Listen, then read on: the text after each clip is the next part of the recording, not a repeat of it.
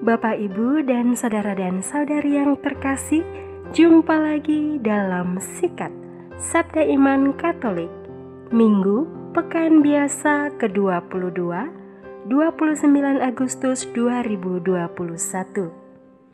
Bacaan hari ini dari Injil Markus bab 7 ayat 1-8, dilanjutkan ayat 14-15 dan ayat 21-23. Marilah kita siapkan hati dan pikiran kita untuk mendengarkan sabda Tuhan.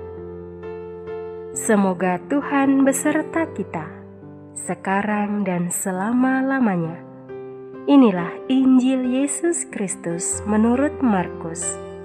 Dimuliakanlah Tuhan. Pada suatu kali, serombongan orang Farisi dan beberapa ahli Taurat dari Yerusalem datang menemui Yesus.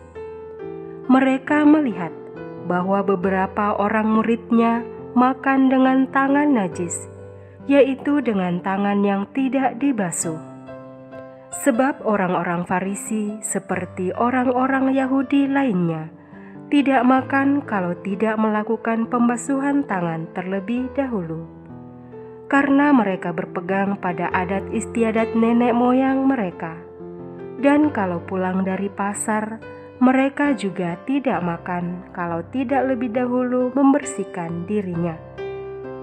Banyak warisan lain lagi yang mereka pegang, umpamanya hal mencuci tawan, kendi, dan perkakas-perkakas tembaga.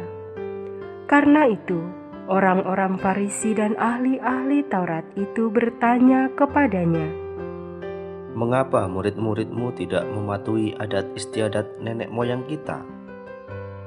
Mengapa mereka makan dengan tangan najis?" Jawabnya kepada mereka, "Benarlah nubuat Yesaya tentang kamu, hai orang-orang munafik. Sebab ada tertulis, bangsa ini memuliakan aku dengan bibirnya, padahal hatinya jauh daripadaku.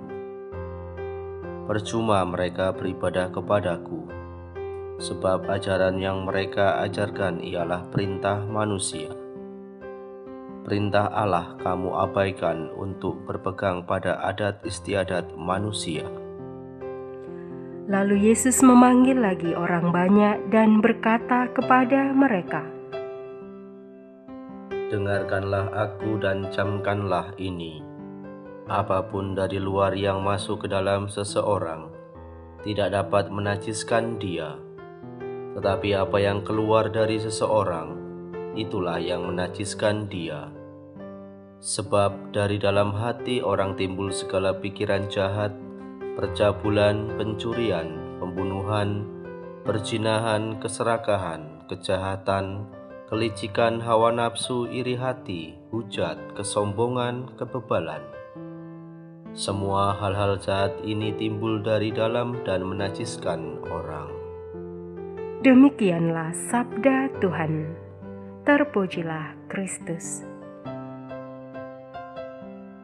Bapak, Ibu, dan saudari yang terkasih, renungan hari ini akan dibawakan oleh Bapak Daniel Suwenta Pinem dari Malang. Selamat mendengarkan.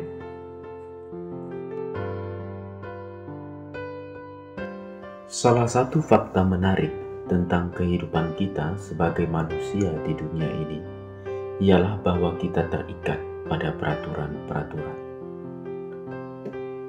Aturan-aturan itu bisa datang dari berbagai lini kehidupan kita. Misalnya saja, Undang-Undang Dasar 1945 dan aturan pemerintah yang sejenis yang mengikat hak dan kewajiban kita sebagai warga negara Indonesia. Ada lagi aturan-aturan keagamaan yang mengikat kita sebagai bagian dari kelompok beragama tertentu. Ada pula aturan-aturan organisasi, lembaga, dan masih banyak lagi.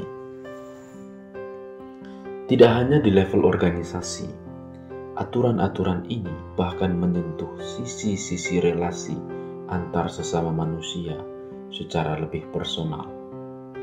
Misalnya, aturan dalam keluarga, pertemanan, dan lain sebagainya. Aturan-aturan ini ada yang tertulis, namun ada juga yang tak tertulis. Intinya, hidup kita ini diarahkan dan diatur oleh aturan-aturan yang ada. Lalu, pertanyaan yang patut menjadi pertanyaan kita bersama ialah, untuk apa semua aturan-aturan itu?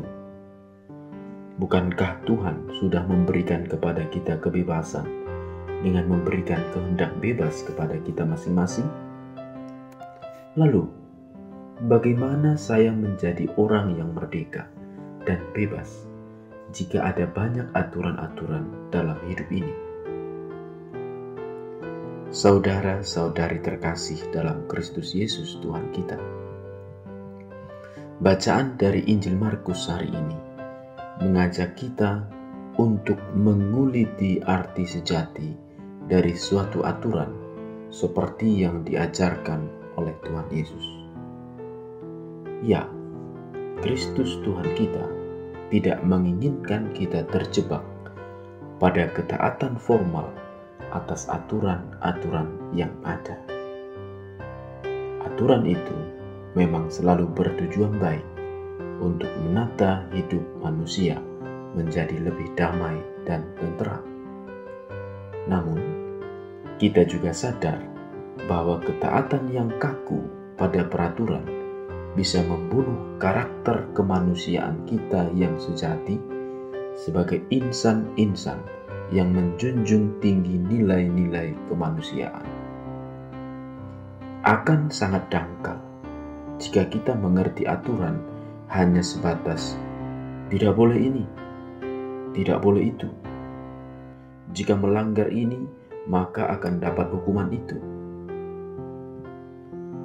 Saudara-saudari terkasih, Kristus mengingatkan kita bahwa aturan itu baik jika dijalankan dengan kesadaran untuk membantu manusia menjadi lebih manusiawi sekaligus ilahi. Aturan-aturan itu harus disikapi dan dimaknai secara ilahi agar kita tidak jatuh hanya pada aturan-aturan yang bersifat kaku, mati, dan tanpa roh. Pun kita diajak untuk menyadari bahwa di atas aturan-aturan hidup yang dibuat oleh manusia, ada aturan yang utama yang sudah diajarkan Kristus kepada kita, yaitu hukum cinta kasih. Mari memaknai aturan-aturan yang ada dari kacamata ilahi. Kita belajar melihat bahwa yang terpenting ialah bukan ketaatan pada aturan-aturannya, melainkan semangat yang mendasari ketaatan kita atas aturan-aturan itu. Jika kita taat hanya untuk dilihat dan dipuji orang, maka ketaatan itu ialah ketaatan semu yang sia-sia dan tak berfaedah. Kita diundang untuk menjadi orang-orang merdeka walau terikat aturan. Ini bukan tidak mungkin, karena sejatinya aturan itu membuat manusia semakin merdeka menghayati dan memaknai ketaatannya sebagai insan-insan ciptaan Allah. Mari, saudara dan saudari, kita belajar menjadi orang-orang yang memuliakan Allah, tidak hanya dengan bibir, melainkan juga dengan hati yang tulus ikhlas, dan kita lakukan dalam tindakan-tindakan nyata kepada sesama kita. Tuhan memberkati.